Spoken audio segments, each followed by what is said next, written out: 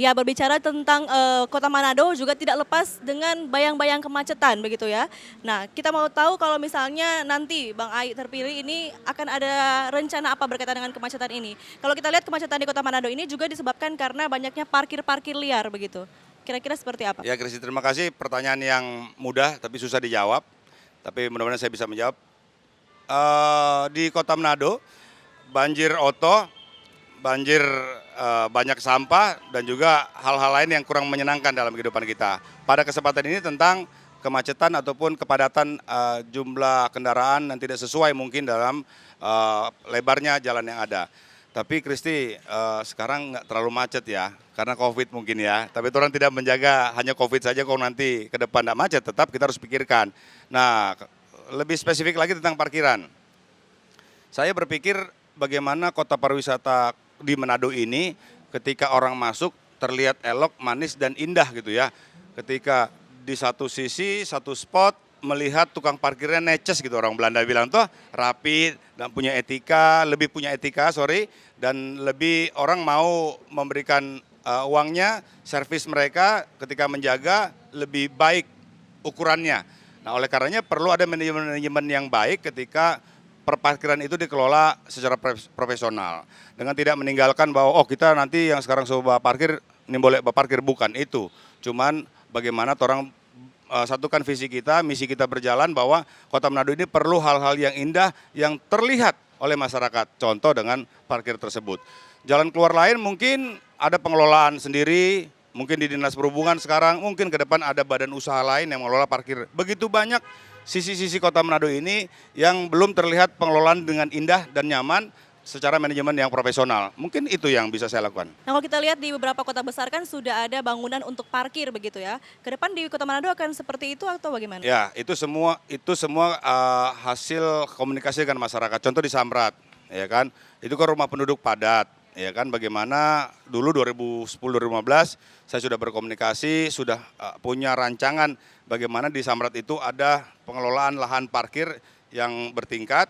Yang nanti akhirnya pakai mobil-mobil golf gitu, mobil kecil, kong antar-antar pada orang di sana, tapi juga bersinggungan dengan para angkot. Ya. Ya toh, nah semuanya harus kita pikirkan bersama. Yang pasti saya sebagai Ketua Masyarakat Transportasi Indonesia Sulawesi Utara sudah berpikir tentang bagaimana spot-spot parkiran yang baik di Kota Manado. Yang pasti kembali lagi, mau ada gedungnya tanpa orang yang diatur dengan baik tetap saja kurang manis. Tapi ketika orang yang diatur dengan baik, dimanajemenkan dengan indah dan bertanggung jawab, saya yakin ada perubahan lah untuk tentang parkiran yang ke depan. Masih memungkinkan nggak berkaitan dengan kemacetan ini ada penambahan jalan baru di Kota Manado? Sepertinya sudah given ya Kota Manado ini untuk di daerah ibarat downtown lah ya di sini ya, daerah tua. Yang paling pas adalah ketika kantor Pemkot yang pindah. Ketika magnetnya itu pindah, pasti semua akan menuju Gula ya, dari Semut menuju Gula untuk mencari dan menjadikan satu kawasan terbarukan ketika ada pusat-pusat administrasi yang dipindahkan. Kemungkinan bisa saja di Mapanget dan lain-lain. Artinya bukan juga saya melihat 10 tahun ke depan tentang Pemkot harus pindah kok baru ada perubahan, bukan. Tapi ketika posisi-posisi administrasi itu berubah, pasti ada perubahan-perubahan dari sistem dan sistematika lalu lintas yang di Kota Manado ini. Oke. Nah, kalau bicara tentang infrastruktur dan juga hal-hal lainnya berkaitan dengan Kota Manado, pemanfaatan tata ruangnya juga mungkin Bang. Ini akan seperti apa ke depannya? Ya, untuk sementara ini saya pikir undang-undang, peraturan menteri sudah menyatakan tata ruang Kota Manado seperti ini.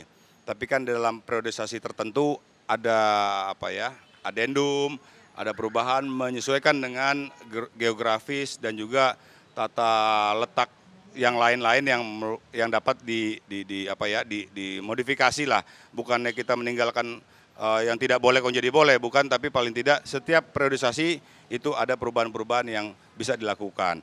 Yang pasti ketika itu menjadi ruang hijau, ruang terbuka hijau tidak bisa juga dipaksakan karena harus ada dimodifikasi dan dirubah. Tapi bagaimana pemanfaatan ini kita lakukan untuk kepentingan masyarakat. Oke, pemanfaatannya seperti apa nantinya untuk tata ruang ini? Kalau kita lihat kan kalau di Kota Manado, fasilitas-fasilitas bangunan, ada beberapa bangunan-bangunan yang tersebar di Kota Manado yang tidak lagi dipakai begitu ya. Akan pemanfaatan seperti apa nanti?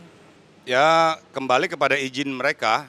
Kalau mereka tidak pakai, ya izin mereka, izin usaha mereka atau rumah mereka dan lain semua sesuai dengan izin-izin mereka. Ketika mereka tidak pakai, ya saya belum berkomunikasi dengan ownernya, tapi ketika itu izin usaha bangunan dan lain-lain, ya akan mati sendiri mereka dan kita akan lakukan pembenahan seperti koefisien parkir. Ya. Toh bangun gedung, tempat jualan, tempat usaha, tapi koefisien parkirnya tidak sesuai. Itu akan kita diskusikan. Yang pasti kita tidak pukul rata secara egois untuk tidak boleh parkir atau seperti kita akan lakukan penyesuaian kepada mereka-mereka yang tidak memiliki koefisien parkir tepat pada izin-izin usahanya. Oke, kita masih akan lanjutkan pembincangan ini, tapi selain satu ini tetap di Torang Pevigor.